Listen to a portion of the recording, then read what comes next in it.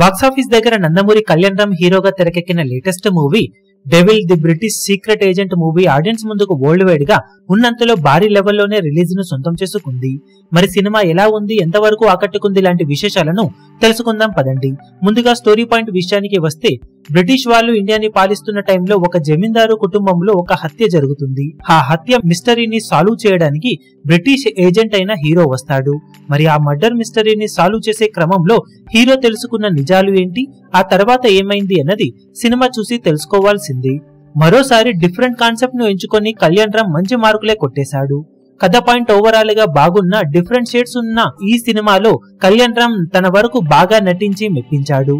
Action scenes లో అదరగొట్టాడు. మిగిలిన actors లో సంయుక్త మీనన్, శ్రీకాంత్ అయ్యంగర్, మాలవిక నాయర్, సత్య ఇలా అందరూ తమ తమ రోల్స్ లో బాగానే నటించారు. సంగీతం పర్వాలేదనిపించే విధంగా ఉన్న కొన్ని సాంగ్స్ ప్లేస్మెంట్ అంతగా సెట్ అవ్వలేదు. బ్యాక్గ్రౌండ్ స్కోర్ సినిమా ఫీల్ కి తగ్గట్లు ఉండగా editing and screen play first half లో మంచి స్టార్ట్ తర్వాత చాలా నెమ్మదిగా సాగుతుంది. మళ్ళీ ఇంటర్వెల్ ముందు జోరందుకోగా సెకండ్ హాఫ్ కొంచెం పడుతూలేస్తూ సాగిన ఫస్ట్ హాఫ్ తో పోల్చితే సెకండ్ హాఫ్ లో డీసెంట్ ట్విస్ట్లు ఆకట్టుకోవడంతో ఓవరాల్ గా పర్వాలేదు అనిపిస్తుంది.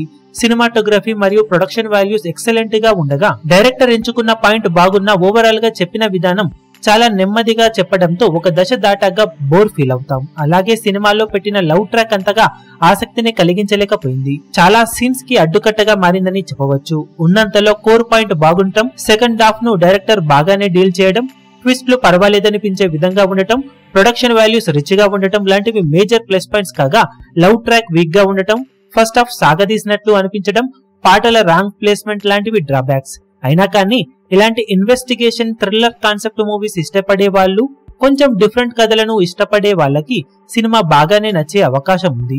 రెగ్యులర్ మూవీస్ చూసి బోర్ ఫీల్ అయ్యే ఆడియన్స్, కొంచెం కొత్తదనం కోరుకునే ఆడియన్స్ ఈ సినిమాకు వెళ్ళవచ్చు. కానీ కొంచెం ఓపిక తెచ్చుకొని ఫస్ట్ హాఫ్ వరకు ఓపిక పడితే సెకండ్ హాఫ్ పూర్తయిన తర్వాత చాలా వరకు ఆడియన్స్ సినిమా చూసి సాటిస్ఫై అయ్యే థియేటర్స్ కి బయటికి వచ్చే అవకాశం ఉంటుంది.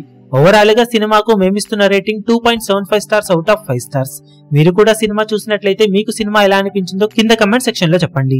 ఈ వీడియో మీకు నచ్చినట్లయితే లైక్ చేయండి, షేర్ చేయండి, ఛానల్ ను సబ్స్క్రైబ్ చేయడం మాత్రం మరవకండి. ఏ చిన్న అప్డేట్ ను మిస్ అవ్వకూడదు అనుకుంటే బెల్ ఐకాన్ ను ప్రెస్ చేయండి.